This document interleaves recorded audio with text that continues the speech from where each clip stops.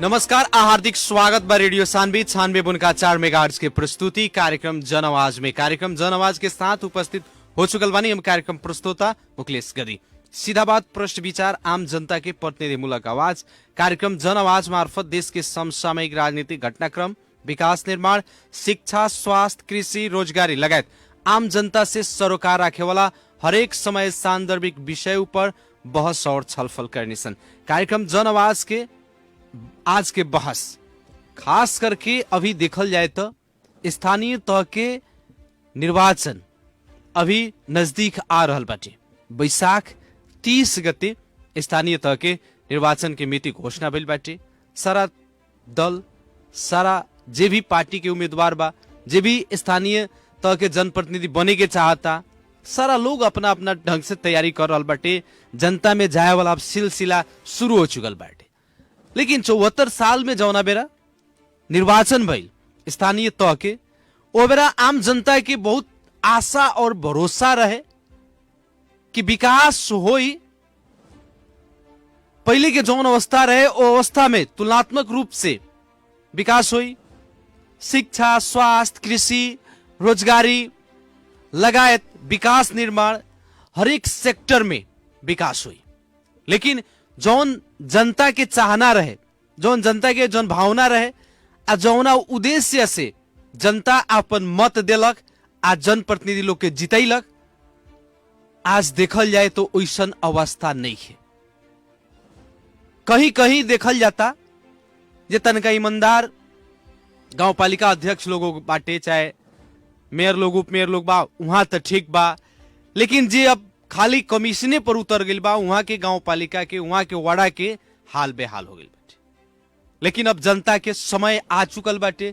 जनता इस 4.5 वर्ष के दौरान में भइल विकास के हिसाब लेवे करी, लगायत विभिन्न विडंबना सब बाटे। कार्यक्रम जन आवाज के निरंतर बहस हमनी के विभिन्न विषय पर चर्चा परिचर्चा करी सन, संबंधित निकाय के व्यक्ति लोग से बहस और छलफल करनी सन। आज हमनी के खास करके स्थानीय तह के निर्वाचन के मिति घोषणा भइला के बाद जितना भी अब मेयर के उम्मीदवार लोग बाटे, चाहे गांव पालिका अध्यक्ष के उम्मीदवार लोग बाटे, चाहे वाड़ा अध्यक्ष के लोग बा, जे भी जनप्रतिनिधि के रूप में आवे के चाहता, अपन उम्मीदवारी देवे के चाहता। अभी पार्टी के आधिकारिक उम्मीदवारी घोषणा तो नहीं के भइल, लेकिन व्यक्तिगत उम्मीदवारी घोषणा जे अपने आप के कैले बाटे, हर लोग देखल जाता था अभी जनता के घर में जाए के काम शुरू हो गई बाटे। आज हमनी के बहस करम सन खास करके पोखरिया नगर पालिका में, वहां मेयर के दावेदार उम्मीदवार नेजामुद्दीन सम्मानी जी से। और आज के कार्यक्रम जन आवाज के बहस में स्वागत करे के चाहे नेजामुद्दीन सम्मानी जी के। नेताजी, स्वागत बा कार्यक्रम जन आवाज में। धन्यवाद।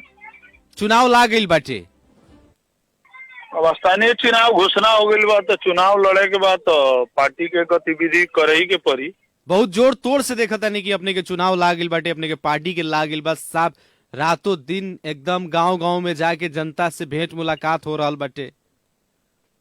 अब एक कारण बा कि एकरा पहले जो हमने चुनाव लड़नी, नॉमिनेशन के दिन टिकट मिलल और जनता के बीच में हम गईनी, और जनता के एक मतलब बात रहे कि अपने बहुत लेट से आईनी। जी जी, उसे हमने कहीं ना कहीं ला गई बनी, यानी कि विगत चुनाव में लेट से गई नहीं, उसे और किरवा चुनाव में सब कोई से आगाड़ी चल देनी है। निश्चित रूप से हम पहले से अपन जनता के भावना रहे कि अपने पहले आई, हमने अपने के सहयोग करे, वही अनुसार हम काम कर रहा बन। जनता में जाता नहीं 4.5 वर्ष के दौरान में जनप्रतिनिधि लोग जे बाटे का कहता, जनता संतुष्ट बाटे इ लोग के काम करतूत से? जनता देखी, हमनी जब गांव में जाता है सन तो जनता एक एगो बात कहता कि जितना नेता लोग आवेला, आश्वासन देला और चुनाव जीत के जाला, ओकरा बाद से हमनी के जनता के भूल जाला।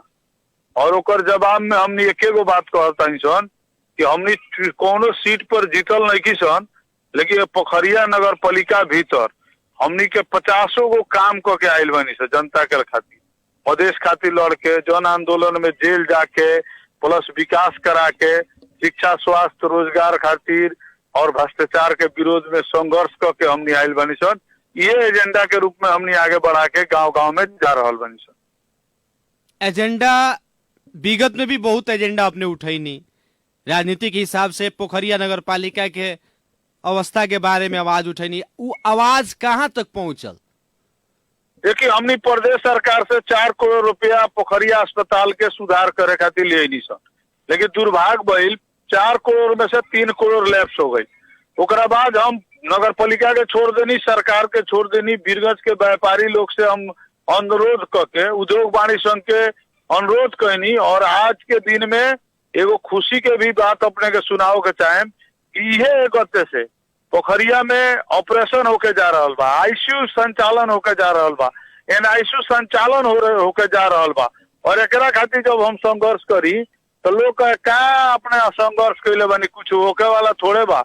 लेकिन आज हमरा खुशी लागता, हमारे एगो जो सपना रहे जी कि जौन गरीब जनता जाके बीरगंज में 1 लाख रुपया तीर के ऑपरेशन कराओ तो लगा डिलीवरी के, आज पोखरिया में फ्री में होके जा रहा बा। हमरा बहुत खुशी लाग रहा बा। और अपने के एफएम के माध्यम से हम उद्योग वाणिज्य संघ लगाए जे हमरा के सहयोग कैले बा, उस सभी लोग के हम धन्यवाद भी देवे के चाहते। अब जैसे कि देखल जाए, विगत में भी पोखरिया अस्पताल में जौन सेवा सब वहां से उपलब्ध भइल, कुछ दिन चलल बंद हो गई, कहीं वैसन के एकरो हाल तो ना होई? अब देखिए, हमनी के जनता से बात कहता ही सन जे अपने लाइन के यदि कंटिन्यू सेवा चाहिए तो हमनी के लिए आओ के पड़ी। ऐसे कि पोखरिया में हमनी के लालसा से चुनाव नहीं के लड़े के, पोखरिया में बहुत लोग के लालसा बा जे एक बेर चुनाव में हमरा के जिता दी। हमनी लालसा से नहीं जिताइल चुनाव लड़े, हमनी कुछ कह के देखावे के उद्देश्य से आइल बानी सन। और हमनी के खाली मेयर बने के नहीं के, हमनी आगे भी संघर्ष करके ये देश के मंत्री भी बने के सोच लेके आइल बानी सन। तो हमनी के निश्चित रूप से हमनी के सोच बा काम करके आगे बढ़े के। यहाँ कुछ लोग के बा लालसा लागल बा कि एक बेर हमरा के जिता दी कम से कम, तो ये में फर्क बा, सोचे में फर्क बा। हमनी के जो मेयर बन जाती, कमा के बना लेती, चाहे नाम हो जाए, जोन भी उद्देश्य से आओ था लो, लेकिन वो लोग एक बेर चाहिए, अब की बा। लेकिन हमरा अब की बार खातिर चुनाव नहीं चल रहे, हमरा जनता के कंटिन्यू सेवा करे के बा। और अपने के पोखरिया में विकास निर्माण के कहें तो प्रदेश सरकार से जितना दिन हमरा पार्टी के प्रदेश सरकार में रख हो, पोखरिया में विकास के बजट प्रत्येक साल 4 गो 5 गो योजना आवत रख हो। लेकिन अब प्रदेश सरकार के बात कर रहल बानी, बात स्थानीय सरकार के कही जाओ, स्थानीय सरकार के अपने उम्मीदवार बनल बानी 4.5 वर्ष के स्थानीय सरकार से ही जोड़े के चाहते ही नो हम अपने के। हमार जब सरकार रहे जी जितना दिन हमनी के सरकार रहे, प्रत्येक साल पोखरिया में बजट आए। लेकिन अभी हमनी सरकार में नहीं की प्रदेश सरकार, तो ये साल एगो बजट नहीं के आई। हम ही बात अपने के ऐसे कहे के चाहते नहीं, ये देश में कांग्रेस की भी सरकार रहे, एमआलए के भी सरकार रहे, माओवादी के भी सरकार रहे, लेकिन पोखरिया में उमे भी तो हर पार्टी के लोग लड़ता न चुनाव, उ का कैले बा, उकरे देखाओ के पड़ल नु। हम भी जनता में बाकायदा हम फोटो लेके जाए, उ लोग भी लेके जाओ ना जनता में। हम जनता से तो कह रहल बानी नु, अगर कोई करोड़ों बजट पालिका के फ्रीज हो जाता, पालिका के जौन बजट बाटे उ चलते नहीं खे, अब नहीं के चलो तो अब जनता के एकरा बारे में सोचे के पड़ल। जेकरा में क्षमते नहीं के, जे लालसा से आवता जे हमरा के बन जाए के बा, तो ऐसा आदमी काम करी, समय पर अपने काम ना शुरू करें तो समय पर काम खत्म भी ना हुई, पैसा ले सकबे करी नु। आज करोड़ों रुपया आइल बा मतलब हाई स्कूल में, लेकिन वहाँ विद्यार्थी के पैसा तीरे के पड़ता। आज जौन विद्यार्थी के फ्री में पढ़े के राज्य के देन मतलब कर्तव्य है, शिक्षा स्वास्थ्य रोजगार तो राज्य के दायित्व है नु। हमनी से टैक्स लेला नु राज्य, जब राज्य टैक्स लेला तो हमनी के सुविधा देवे के पड़ल। लेकिन दुर्भाग्य बा आज विद्यार्थी सब पैसा तीर रहल बा, नियुक्ति वहाँ दरबंदी खाली बा, तो शिक्षा स्वास्थ्य रोजगार में तो हमनी के ध्यान नहीं किया। हमनी के ध्यान करके देखल जाए 4.5 वर्ष के दौरान में जितना भी स्थानीय तह के बात आ रहा बड़ा सन, इस 4.5 वर्ष के दौरान में शिक्षा के बात कही जाए, स्वास्थ्य के बात कही जाए, कृषि के बात कही जाए, रोजगारी के बात कही जाए, विकास निर्माण के बात कही जाए, ए पर अपने संतुष्ट बा नहीं? चाहे आम जनता संतुष्ट बा?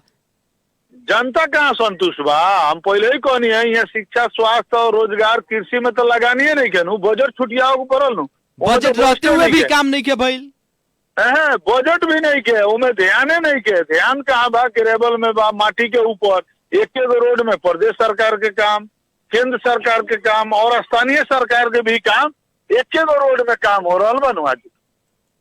जी, अब बताई ऐसन अवस्था बाटे, ए अवस्था में अपने भी उम्मीदवार बानी, जनता कैसे अब विश्वास करी? अब जनता के सामने हमनी सारा बात रख रहा बानी सर, ठीक बा। अपने के हम पहले ही बतैनी है, जनता मूल्यांकन करे के पड़ल नु। अब जनता दारू पर वोट दे दी, मांस पर वोट दे दी, पैसा पर लाग जाई, पार्टी देखी, जाति देखी, तो विकास कथी हुई? यदि विकास कराओ के बाद तो स्वच्छ आदमी के देखे के पड़ल नु, जौन कर सकता जौना में क्षमता बा ओकरा के देखे के पड़ल नु। अब वोट आइल बा तो वोट शुरू हो जाई, या जाति पाति के बात चल जाई, या मतलब पार्टी के बात चल जाई, या स्थानीय निकाय। तो वास्तव में कहीं तो पार्टी सिस्टम ना होके के चाहिए नु। ये तो आम जनता ओकरा के जे गांव में कर सकता, जेकरा में क्षमता बा ओकरा के वोट देवे के चाहिए नु। अब हमनी वोट देता नहीं, फिर बाद में गाड़ी देता नहीं, तो सब काम तो हमनी करता है नु। एमे सुधार तो लिया पड़ल। ई सुधार कैसे हुई? प्रवृत्ति जौन बाटे, ये प्रवृत्ति जनता के मूल्यांकन करे के पड़ी। जनता सब बुझ रहा बा, ये पोखरिए ना हर जगह के हम बात कहें, हर जगह जनता के पता बा कि कौन आदमी में क्षमता बा, कर सकता, कौन ईमानदार बा। अब कह देता जनता, मान ली अब शुरू सब में तो जानते सब हुए कोई अगर कहेला कि जे मतलब हमारा के वोट दी, हम हई करेम, लेकिन अपने भी कहनिया उ जनता कहता शुरू में जनता के आके छुटियाओं को पड़ल हूँ, विभिन्न शुरू में ना प्रलोभन देखी, शुरू दिखा में के देखी। जीत के चल अपने के जाता, वो- बाद में फिर जनता के जौन चाहना बाटे वो अनुसार से उ काम करत नहीं के, अपना ढंग देखिए, से आज- काम कर रहल बाटे। हम बताओ तो नहीं अपने के आदमी के नेचर आ सिग्नेचर कहल जाला नु, चेंज ना होला। जनता के पता बा यही पोखरिया नगर पालिका में इतना दिन से के रहल बा, के काम कैले बा, हमनी काम कैले बानी कि ना। जनता छुट्टी आई तो कहीं ना कहीं रिजल्ट आ जाई नु। तो जनता के सही डिसीजन तो लेवे के पड़ल, आ ना लेवल जाई तो यही होत रही। वोट देवल जाई या बाद में कहल जाई जे कामे ना कैले गरियावल जाई, तो उससे तो कोनो फायदा होई ना। ऐसे कि 5 साल तो भविष्य अंधकार चल गई नु। जी जी, तो अब खास में देखल जाओ, स्थानीय तह के बात हमनी कर रहल बानी सन। स्थानीय तह के निर्वाचन अब कहीं ना कहीं एकदम तगार पर बाटे, सारा लोग जुट चुकल बा आंतरिक रूप से अपन तैयारी में। एक और बात कथी आ रहल बाटे कि अब की बार स्थानीय सरकार में, काहे कि बीतल चुनाव में देखल जाए तो बहुत सारा युवा लोग के जनता आगाड़ी बढ़ेला, लेकिन बहुत युवा लोग जनता के जन चाहना बमोजिम काम ना कर सकल। लेकिन अब की बार अपने लगन के फिर जनता विश्वास काहे करी, कौना आधार पर करी, का एजेंडा बा अपने के लगे? देखिए, हम पहले वो बात कथी कहे, जब हम चुनाव लड़नी तो लोग कहे कि मुखिया में अपने कहाँ चले। जी जी, आम जनता के पते ना रहे, जिन्हें केंद्र सरकार होला, उनमें प्रदेश सरकार होला, वही में ये स्थानीय सरकार हो। ये मुखिया ना, ये सरकार हो। वो खुद अपन पुलिस बना सकता, वो खुद शिक्षक के नियुक्ति कर सकता, वो स्वास्थ्य में डॉक्टर रख सकता, वो मतलब हर चीज कर सकता, कृषि में लगानी कर सकता, रोजगार मतलब अपने उत्पादन कर सकता, सामान मतलब विभिन्न किस्म के काम कर सकता। वो पूरे अधिकार बा स्थानीय सरकार के। लेकिन हमनी के एकरा के वो हिसाब से ना लेनी। लेकिन हमनी के ई सोच बा कि आम जनता अब तो कम से कम 5 साल देख लेलक, अब जागरूक भी हो गई बा, तो जनता सही डिसीजन करी, हमरा विश्वास बा। और जौन अपने बात कह रहल बानी, तो हमनी के एजेंडा तो लेके चलिए रहल बानी। और हमनी के बारे में जनता के पता बा कि हमनी के 30 बरस से विद्यार्थी काल से मधेश खातिर लड़नी सन और एक लाइन में रहनी सन। मधेश के इशू कहियो ना छोड़नी सन, भले कोई नेता आयल बेचा गई चल गई, लेकिन हमनी जहाँ रहनी से जौन इश्यूज खातिर लड़नी सन, आज भी वो इशू में बानी सन। आज हमरा के कांग्रेस के लोग सपोर्ट करेला, ये माले के लोग हमरा के सहयोग करेला। आज जितना हम विकास लिया उन्हीं उनमें हर पार्टी के लोग हमरा के सहयोग कर रहा बा। का है हमार अपन लाइन सही बा तब नु, वैसे ही हमनी के पोखरिया में बहुत काम कैले बानी। जी, अब जैसे कि देखल जाए, खास करके हमनी के शिक्षा के बात कल जाओ तो शिक्षा के हाल उहे बाटे। स्कूल सब में दरबंदी बा, लेकिन खाली बा, नियुक्ति ना भइल, 4.5 वर्ष बीत गई। कृषि में बात कल जाए तो आज भी अगर पानी पड़ता तो खेती होई, ना पड़ी तो सुखाड़े जाई। समय पर बिया मिली तो मिली, ना मिली तो फिर वैसन के बाद बा खाद के अभाव वही होता। खाद समय पर मिल गई तो ठीक है, बना हो गई तो किसान के कहीं ना कहीं हाहाकारे बाचे। रोजगारी के बात करी तो रोजगारी के जौन आज तक हमरा लागत है कि आम जनता को इसमें रोजगारी भी नहीं के मिलल। ई सब यथार्थ अवस्था बाटे हर एक पालिका सबके। ए अवस्था में इतना करोड़ों करोड़ बजट हर एक साल खर्चा हो रहा बाटे, लेकिन फिर भी अवस्था ज्यों के त्यों बा, भ्रष्टाचार स्थानीय सरकार में बढ़ चुकल बाटे। अब आवे वाला दिन में अब जनता कैसे विश्वास दिलाएम लगन, कैसे जनता विश्वस्त होई? देखिए, हम अपने के एफएम से माध्यम से भी आम जनता के भी हम कहे के चाहें, हम पहले भी कहनी है काम करे वाला के अवसर मिले के चाहिए। और हम अपने के बताएं, हमनी के विद्यार्थी काल से जो हमनी के लड़ाई कोई नहीं सन, एक गो उद्देश्य रहे कि ये देश में संघीयता हो, अपन सरकार बनो और प्रदेश सरकार आई, ओकर हमनी उपलब्धि के हमनी नहीं से ले सकत। कारण कि वहां तक हमनी के पकड़ जब तक ना हुई तब तक हमनी के अधिकार सुनिश्चित ना हुई।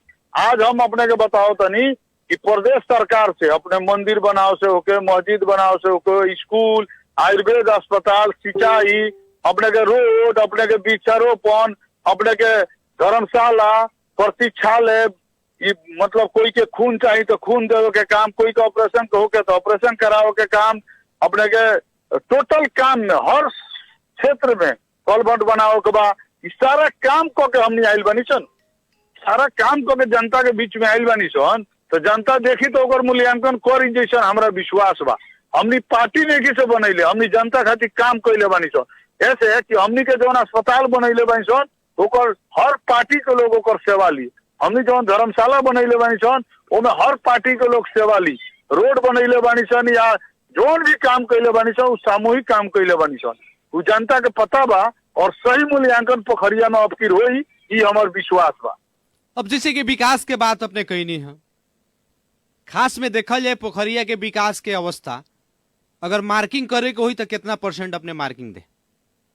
देखिए, पोखरिया के विकास हमनी के पोखरिया अस्पताल से लेके हाई स्कूल तक उतने दूर लोग बुझत रहा पोखरिया के, मतलब पोखरिया। लेकिन पहिलका बार हम सेमबारी चौक जौन बा ओकरा के विकास के रूप में आगे बढ़ेले बानी। वहाँ धर्मशाला के कंपाउंड से लेके, प्रतीक्षालय से लेके, टावर लाइट लगावे जाता नहीं। तो हमार पोखरिया के अब एक स्टेप हम सेमबारी चौक तक ले जाता नहीं। और जनता अगर हमरा के लिया दिलक तो बैरिया से लेके, अपने के होसनपुर से लेके, बुकावा पीपर तक से लेके, अपने के सेमबारी के गांव तक ले, पूरा एरिया में हमनी के टारगेट बा काम करे के। और शिक्षा स्वास्थ्य मेन हमार प्राथमिकता रही, और रोजगार भी आज हमनी के सुरक्षा देता नहीं सब व्यापारी लोग से। हमनी के हर व्यापारी से बीरगंज में इतना दिन 30 वर्ष जौन लगानी कैले बानी सन, उ लोग से यहाँ फैक्ट्री विभिन्न किस्म के लिया के जनता के रोजगार भी सृजना करे के हमनी काम करे सन। ये हम बताओ के चाहते। एक और बात कथी आवता कि जैसे कि कहीं कहीं से अपने चंदा मांग के लिया के, केहू दाता लोग से लिया के अपने काम कर रहा बनी, लेकिन दिखाओ तनी कि हम कहीं नहीं है कह के भी आरोप लाग रहा बटे। जैसे नेता मोदी सामानी जी कहीं से जाके लिया तनी आ कहतर कि हम ये करे नहीं है।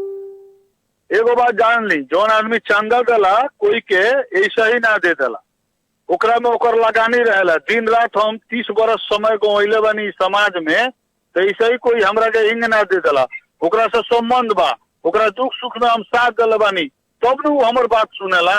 आज हम कांग्रेस से हम पहले ही कहनी हो, कांग्रेस से नारायणी हॉस्पिटल में जो हम आईसीयू बनैनी, उनमें बिचारी यादव से, राजेंद्र बहादुर अमात से, वो लोग से पैसा लेके हम बनैनी। तो हम यही ना कहनी, वो लोग संगे हम जेल गई बनी नु।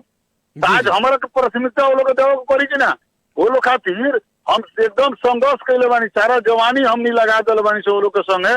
तो वो लोग हमरा के सहयोग करी कि ना करी। आज व्यापारी के बात करता नहीं, व्यापारी के हक खातिर हम दिन रात लड़ल बानी, 30 वर्ष हमनी समय गंवैले बानी सन।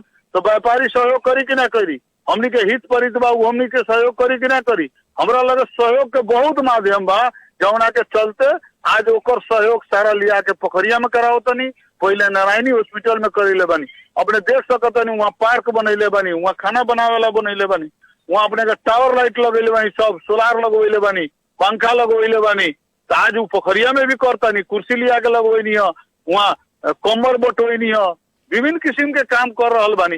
तो लोग यही ने कोई के कोई काहे नहीं के करत। आज कांग्रेस के कोई बाप पोखरिया में तो वो भी काहे नहीं के लिया है करत, करे के चाहिए नु। तो हमरा काहे देता, ओकर कुछ ना कुछ तो अपने कारण होई नु, अपने बुझ सकता नहीं कि ना। जी जी। अब जैसे कि एक और बात कथी आवता कि पोखरिया जौन परसा के दूसर का सदर मुकाम, लेकिन जौना हिसाब से विकसित होके के चाहिए, विकास होके के चाहिए, पिछलका समय में ना भई, एकर कारण का? ओकर कारण ये बा कि जे भी वहाँ जीतल, उ नाम के रह गई, काम के ना रहल, कुछ कर भी ना सकल, तो ना कर सकल तो उहे तक करे के बानू हमनी के, उहे जोन काम नहीं के भइल ओकरे के तो सुधार करे खातिर आज हम एमपी में लड़े वाला आदमी, हम विधायक में लड़े वाला आदमी, आज पोखरिया में काहे हम लड़े के चाहतानी। आज पोखरिया के विकास के मतलब आज बुझी हमनी के 10 बीघा जमीन बा रोड साइड में, लेकिन ओकर वैल्यू कितना बा। आज हमनी के जब पोखरिया के विकास हुई यही ना हमने करोड़पति अरबपति हो जाए। हमनी के भ्रष्टाचार करे के जरूरी नहीं है। पोखरिया के जनता यही ने रोजगार मिल जाये, यही ने संपन्न हो जाये। कोई नेता के पीछे कल हलाओ खातिर ना दौड़ी, गैस चूल्हा ले खातिर ना दौड़ी। तो हमनी के पोखरिया के विकास करे के लागल बनी सन कि हमनी के पोखरिया के विकास हुई तो हमनी यही ने संपन्न हो जाए। चुनाव आ गई बा नजदीक, देखल जाता पार्टी परिवर्तन करे के होड़बाजी बहुत चलल बाटे। हे पार्टी में से माने सीजनलिया नेता लोग ना होला कि आज हे पार्टी में साटा कहीं साल भर रहनी चाहे 5 साल रहनी, आवेला चुनाव में हे पार्टी में चल जाए, वैसन किस्म का अभी प्रवृत्ति देखल जाए तो बुझी ना कि बहुत चल रहा बाटे। केंगे बाटे अपने के? अब देखिए यहाँ का बा मतलब केहू में हमरा चुनाव जीते के बा, हमनी ये केहू में चुनाव नहीं के जीते के, हमनी के अपन इशू पर चुनाव जीते के बा, अपन काम पर चुनाव जीते के बा, हमनी के अपन एगो उद्देश्य बा, एगो लक्ष्य लेके चलल माइन सन। लेकिन कुछ लोग के बा ओकर एके गो लक्ष्य बा कि हमरा केहू में चुनाव जीते के बा, तो फर्क बानू जी जी। तो वो लोग केहू में चुनाव जीते के बा तो ओकरा जब जेने देखता थोड़ा भीड़ भाड़ उन्हें कूद जाता। हमनी के तो अपन काम करके कूदे के बा, फील्ड में अपन मेहनत करके जनता के सेवा करके आगे बढ़े के बा। आ लोग माहौल देके कूदता तो कूदे वाला कूदत रही, कूद के एने जाता, कूद के ओने जाता। अपने केने जाए?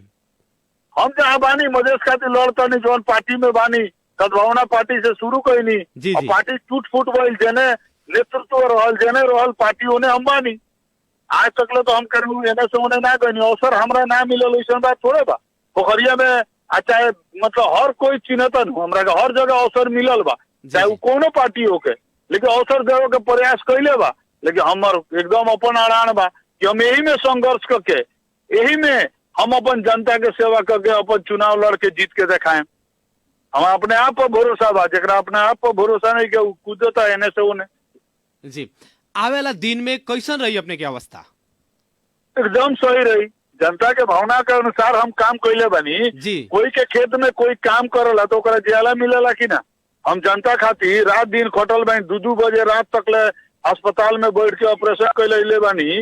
वो जनता हमरा के छोड़ी नहीं छोड़ सकत। जौना गांव में हम उतना बड़ा मंदिर बनैनी, अस्पताल बनैनी, ओकर 1 लाख लागे वाला काम हम फ्री में इलाज ओकर पोखरिया में ऑपरेशन कराओ जाता नहीं, आईसीयू बनवाओ जाता नहीं, एनआईसीयू के सामान हम काठमांडू से जाके लिया के संचालन करवाओ जाता नहीं। तो जनता अगर मूल्यांकन ना करी काम अपने बतैनी, जनता खातिर अपने रातों दिन खटल बानी बता रहल बानी, लेकिन एकर मूल्यांकन जनता करी वो दिने काहे कि एकदम करी। हमरा तो विश्वास अभी देखल जाता चुनाव दिन प्रतिदिन महंगा होते जा रहल बाटे, करोड़ों करोड़ लोग खर्चा करता।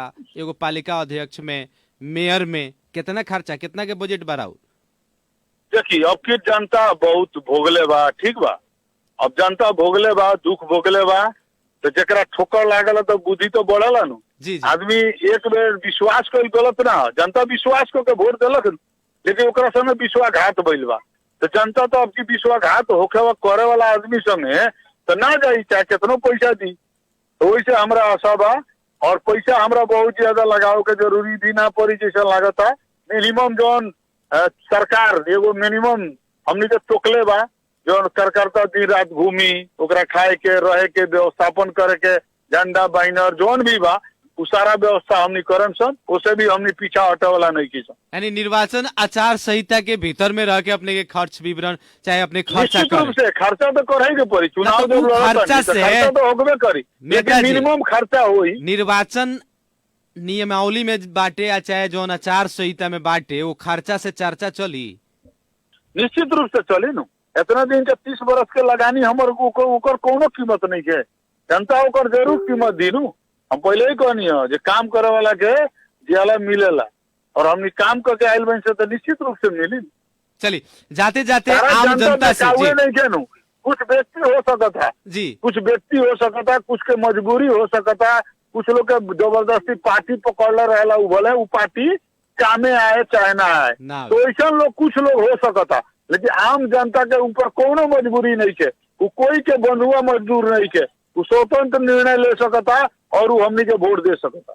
चलिए जाते जाते आम जनता से क्या कहे के चाहे, हम अपना नगर पालिका वासी लोग से क्या कहे के चाहे? हम एक अनुरोध करता नहीं अपने के एफएम के माध्यम से कि अपने वोट दे के गाड़ी न दी, वोट देने से पहले मूल्यांकन करी और वोट दी। और इस लोकतंत्र में वही से 5 वर्ष में चुनाव होला कि अपने के प्रतिनिधि अपने के हक में काम कैलक कि ना कैलक, यदि नहीं कैले तो ओकरा के परिवर्तन करी, यदि करे वाला लौकता कोई तो ओकरा के सहयोग करी। हम ये कहे के चाहें। चलिए बहुत बहुत धन्यवाद अपने के। धन्यवाद। जन समुदाय कार्यक्रम जन आवाज के आज के बहस खास करके स्थानीय तह के निर्वाचन के चुनाव यानी कि मिति अब जितने नियर आता उतने चुनावी सर्दगर्मी बढ़ता, उम्मीदवार लोग दुआरिये दुआरिये घूमता जनता के। आवेला 30 गते बैसाख फिर नया नेतृत्व जनता के हाथ में बाटी। अब केकरा के अपन नया नेतृत्व 5 वर्ष के खातिर दी, ओ दिने सोचे के पड़ल। खास में देखल जाए तो जब तक जनता सजग ना होई, सक्रिय ना होई और सही सोच के साथ सही व्यक्ति के जब तक छनौट ना करी, जनप्रतिनिधि ना बनाई, तब तक जितना भी समस्या बड़ा सन, भ्रष्टाचार जोन बढ़ रहा बाटे, शिक्षा के हाल देखल जाए वो इंगबा बेहाल बाटे, कृषि के वैसने बाटे, रोजगारी स्थानीय सरकार कहला पर स्थानीय सरकार, लेकिन रोजगारी देखल जाता तो जोन रोजगारी के पैसा होता वो घपाला हो जाता, फाइले मिलावत वैसा ही देखल जाए। स्वास्थ्य के भी बात कही जाए, गांव घर में देखें तो क्लिनिक में डॉक्टर लोग बाटे, अस्पताल में अपने के एमबीबीएस लोग बैठता, एचए लोग बैठता, अहेवा लोग बैठता, वो लोग के दवाई पर भरोसा नहीं खे, लेकिन क्लिनिक में बैठे वाला लोग के दवाई पर भरोसा बाटे। स्वास्थ्य में सुधार ना भई, अवस्था ज्यों के त्यों बाटे। लगाए विकास निर्माण के बात कही जाए तो ज्यादा ध्यान माटोपुरी ग्रेबल जेमे ज्यादा आवे। जनता तो सब बुझ रहा बाटे, जनता इस 4.5 वर्ष में बहुत कुछ जान चुकल बाटे और आवेला दिन में इस सब चीज के मूल्यांकन करते हुए वोट देवे से पहले एक बार सोचे। जितना भी कैंडिडेट आई अपने के सामने सारा क्यों के बारे में सोचे के परी, आ सोच समझ के सूझबूझ के साथ अब की बार मतदान करे के परी। कार्यक्रम जन आवाज के बहस निरंतर जारी बाटे। आवेला दिन में भी विभिन्न विषय पर विभिन्न अतिथि लोग के साथ हमने गईबे करम सन।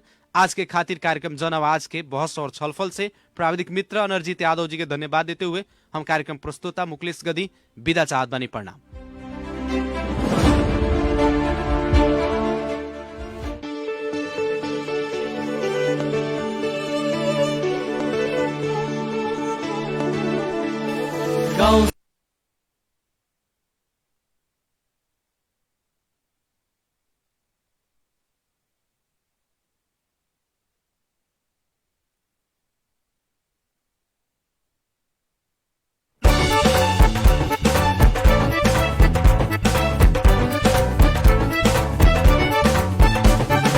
नेपाली मन को आवाज हो यो।